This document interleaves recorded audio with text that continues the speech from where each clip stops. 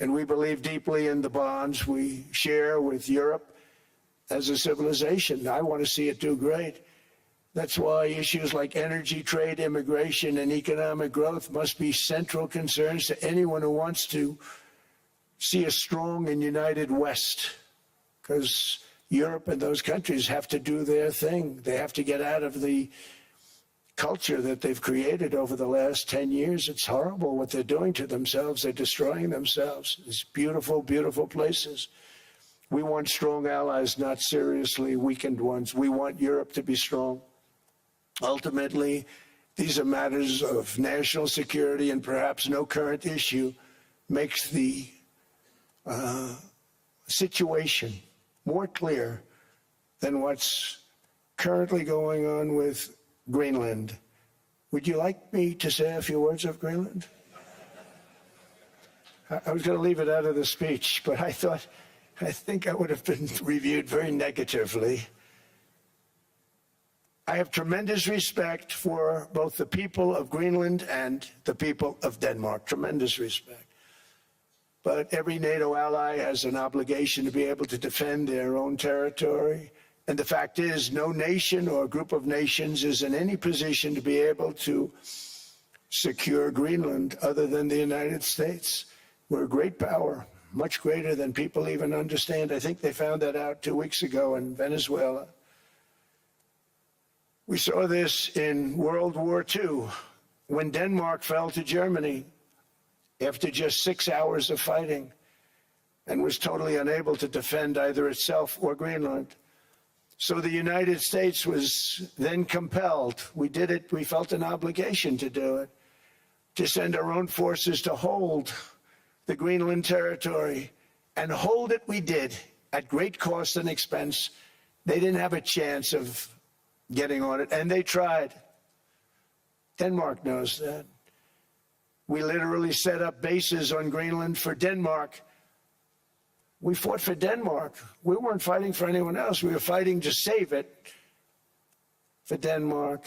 Big, beautiful piece of ice. It's hard to call it land. It's a big piece of ice.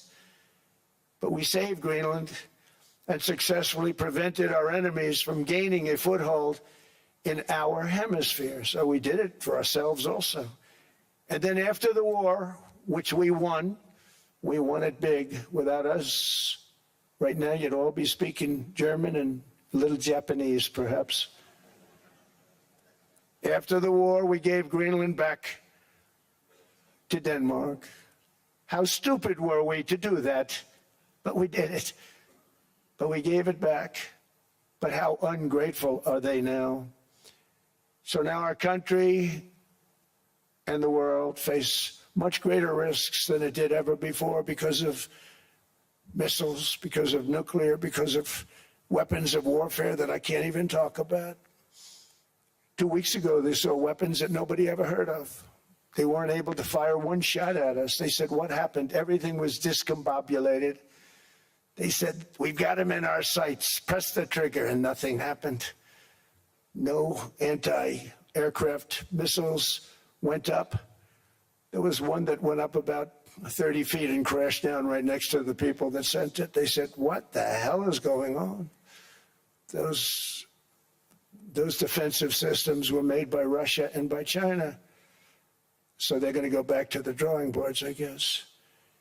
Greenland is a vast, almost entirely uninhabited and undeveloped territory. It's sitting undefended in a key strategic location between the United States, Russia, and China. That's exactly where it is, right smack in the middle.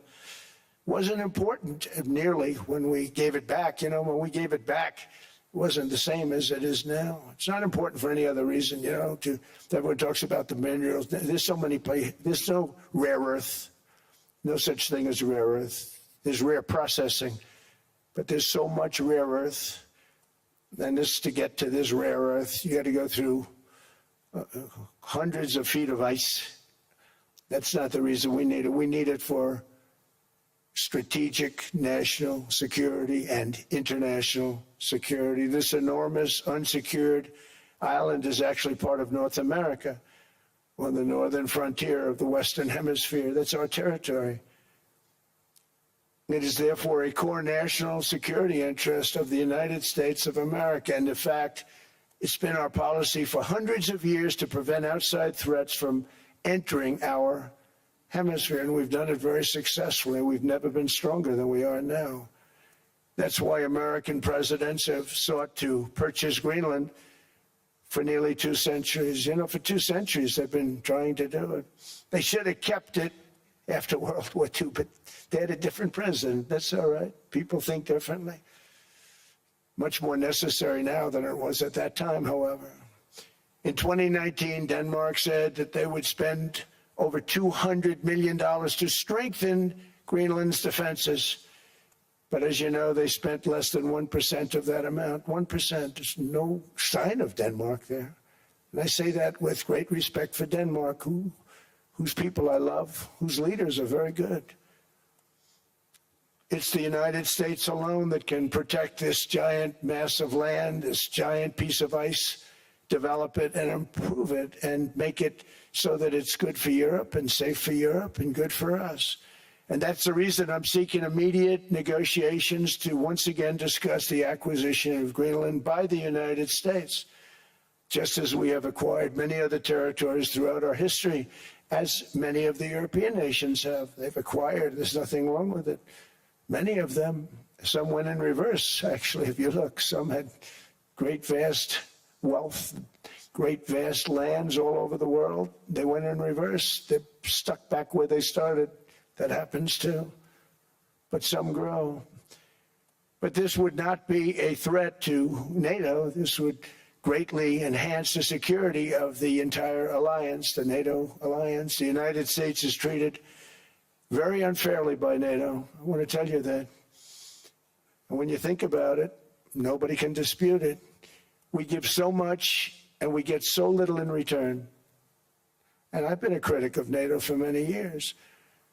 And yet I've done more to help NATO than any other president by far, than any other person. You wouldn't have NATO if I didn't get involved in my first term. The war with Ukraine is an example. We are thousands of miles away, separated by a giant ocean.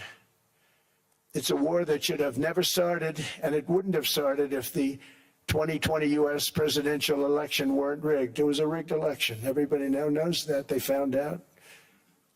People will soon be prosecuted for what they did. It's probably breaking news, but it should be. It was a rigged election. You can't have rigged elections. You need strong borders, strong elections, and ideally a good press. I always say it. Strong borders, strong elections, free, fair elections, and a fair media. The media is terrible. It's very crooked. It's very biased, terrible. But someday it'll straighten out because it's losing all credibility. Think of it. When I went in a landslide, a giant landslide, won all 7 swing states, won the popular vote, won everything, and I only get negative press. That means that it has no credibility. And if they're going to get credibility, they're going to have to be fair. So you need a fair press. But you also need those other elements. And I inherited a terrible, terrible situation. If you look, the border was open. The inflation was raging. Everything was bad with the United States when I came into office. But I also inherited a mess with Ukraine and Russia, something that would have never happened. And I know Putin very well. He and I would discuss Ukraine. It was the apple of his eye, but he wasn't going to do anything. I said, Vladimir, you're not doing it. He would never have done it. It was terrible what happened. I could see it happening, too. After I left, I could see it happening. Biden had given Ukraine and NATO $350 billion, a staggering sum, $350 billion. I came in, and just like the southern border, just like inflation, just like our economy, I said, wow, this place is in trouble, meaning our country. All of these things were out of control. But the border was out of control. We fixed it with the strongest border anywhere in the world. And I've now been working on this war for 1 year, during which time I settled 8 other wars. India, Pakistan. I settled other wars that were Vladimir Putin called me, Armenia, Azerbaijan, He said, I can't believe you settled that one. They were going on for 35 years. I settled it in one day. And President Putin called me. He said, you know, I can't believe I worked on that war for 10 years trying to settle it. I couldn't do it. I said, do me a favor, focus on settling your war. Don't worry about that one. What does the United States get out of all of this work, all of this money, other than death, destruction, and massive amounts of cash going to people who don't appreciate what we do? They don't appreciate what we do. I'm talking about NATO, I'm talking about Europe. They have to work on Ukraine. We don't. The United States is very far away. We have a big, beautiful ocean separating us. We have nothing to do with it. Until I came along, NATO was only supposed to pay 2% of GDP. But they weren't paying, most of the countries weren't paying anything. The United States was paying for virtually 100% of NATO. And I got that stopped. I said, that's not fair. But then more importantly, I got NATO to pay 5%, and now they were paying, and now they are paying. So something nobody said was possible. They said, we will never go up higher than 2%. But they went to 5%, and now they're paying the 5. They didn't pay the 2, and now they're paying the 5. And they're stronger for it, and they have an excellent, by the way, Secretary General, who's possibly in the room. Mark, are you here? Yes, he's here. Hello, Mark.